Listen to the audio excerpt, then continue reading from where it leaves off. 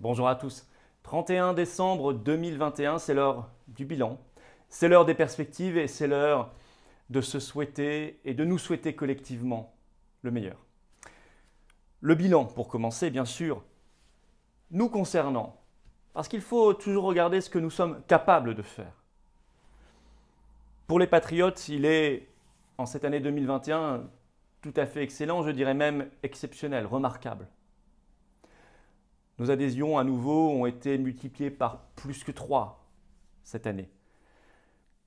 Nous avons organisé, tenu des dizaines de manifestations populaires dans des salles ou à l'extérieur dans nos villes, dans nos villages. Nous avons organisé des événements partout en France. Dans 2 livres cette année, j'ai pu expliquer ce qui se passait et proposer un chemin pour s'en sortir vers le meilleur. Nous avons donné la parole à des dizaines d'invités issus de tous bords, de tous milieux, de toute famille de combat et de conviction. Nous avons tissé des liens. Et on peut en être fier. Nous avons organisé cet événement du 17 juillet dernier, historique, unitaire, magnifique, qui a été le point de départ ensuite d'une dynamique phénoménale de libération nationale qui ne se dément pas et qui même se renforce depuis plusieurs semaines. Nous avons mené des actions en justice sans grand succès devant le Conseil d'État parce que les contre-pouvoirs sont effondrés dans notre pays. Nous avons même manifesté avec nos amis résistants étrangers comme à Rome en août dernier pour les soutenir. J'ai lancé ma campagne présidentielle le 24 octobre à l'occasion d'un grand meeting populaire qui fut un beau succès.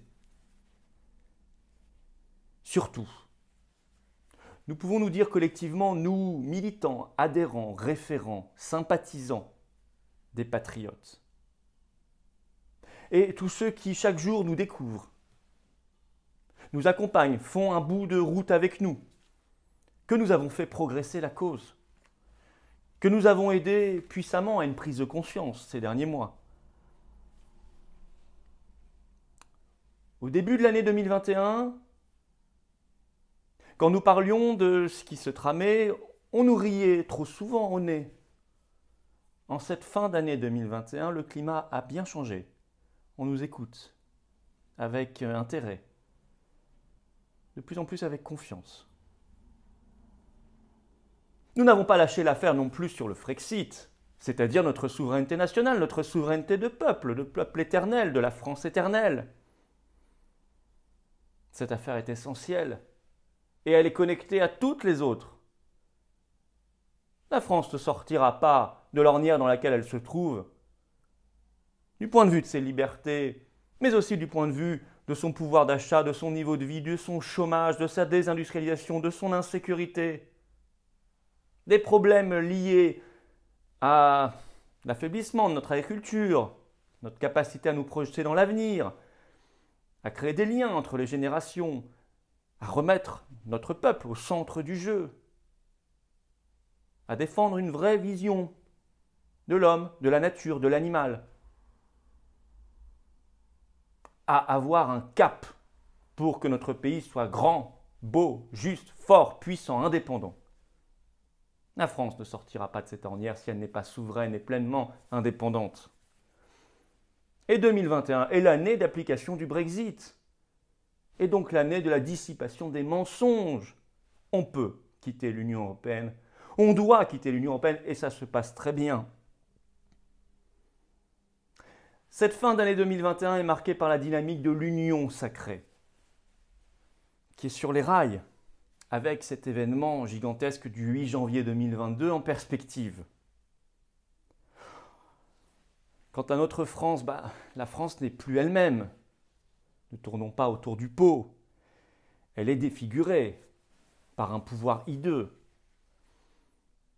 Des débats et des mots honteux. Une oligarchie prédatrice. Le mensonge règne. C'est le gouvernement du mensonge. La division est recherchée partout, au plus haut niveau de l'État. Mais des lumières se sont allumées. Tous les samedis, en manifestation matérialisée, par ces lumières de l'espérance en fin de manifestation, vidéo que je diffuse. La difficulté des temps, si forte, à créer des liens et des solidarités indestructibles, nouvelles.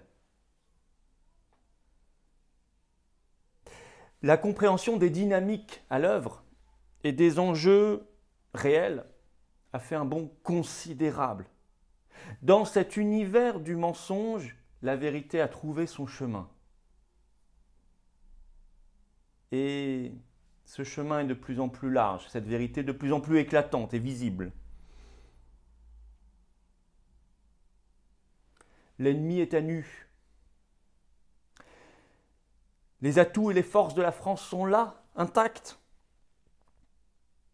Notre peuple est capable du meilleur et de rebondir très vite s'il retrouve son unité.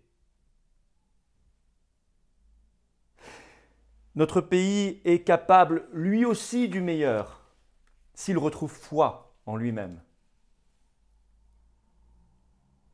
Je vois comme un signe extrêmement positif et encourageant le choix de la France, massif, qu'ont fait tout récemment nos compatriotes de Nouvelle-Calédonie, et je les en félicite chaleureusement.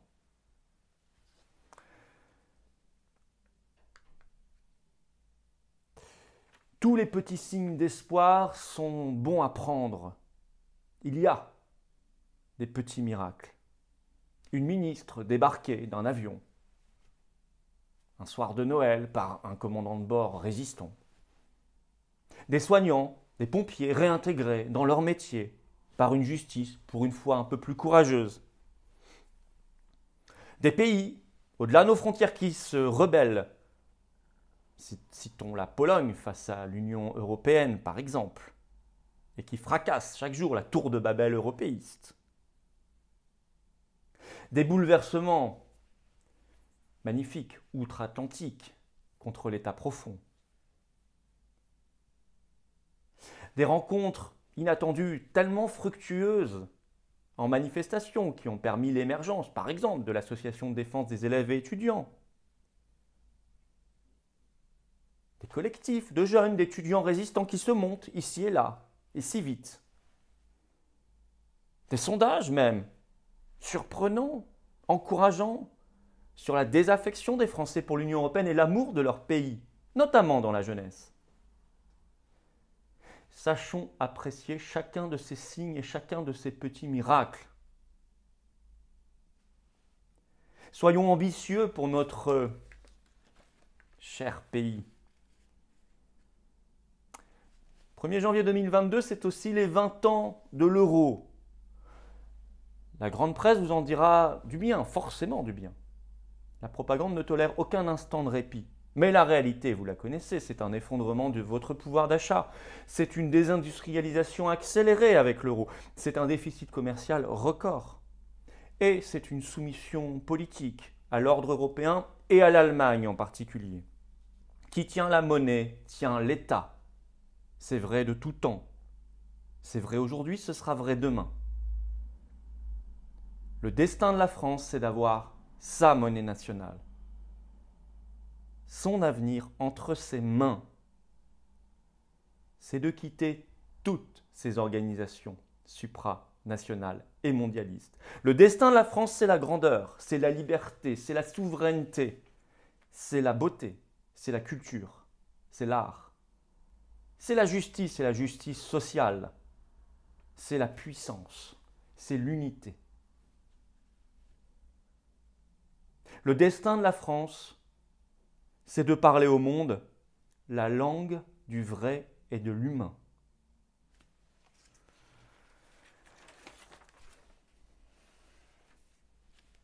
La seule loi de l'histoire, comme le disait Max Gallo, c'est la surprise. Peut-être que dans un an, nous serons totalement libérés du covidisme et de ses folies, mais aussi sortis de l'Union européenne, de l'euro, de la CEDH, de Schengen, de l'OTAN. Qui sait? L'histoire est faite, elle nous l'a démontré, d'accélération surprenante et fulgurante. Tout dépendra de nous. 2020 fut l'année du choc. 2021, l'année de la résistance. 2022 sera l'année de la libération et de la victoire. Je conclurai sur cette citation que je partage souvent, mais je n'en vois pas d'autre meilleure en ces temps troublés. Cette citation de Charles de Gaulle, prononcée le 14 juillet 1943, c'était alors les ténèbres. Soyons fermes, purs et fidèles. Au bout de nos peines, il y a la plus grande gloire du monde, celle des hommes qui n'ont pas cédé. Alors ne cédons pas.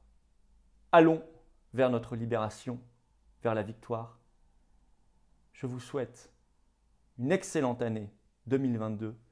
Je souhaite à Notre-Dame la France une magnifique année 2022, faite de victoire, de liberté, d'indépendance et de grandeur. Vive la France!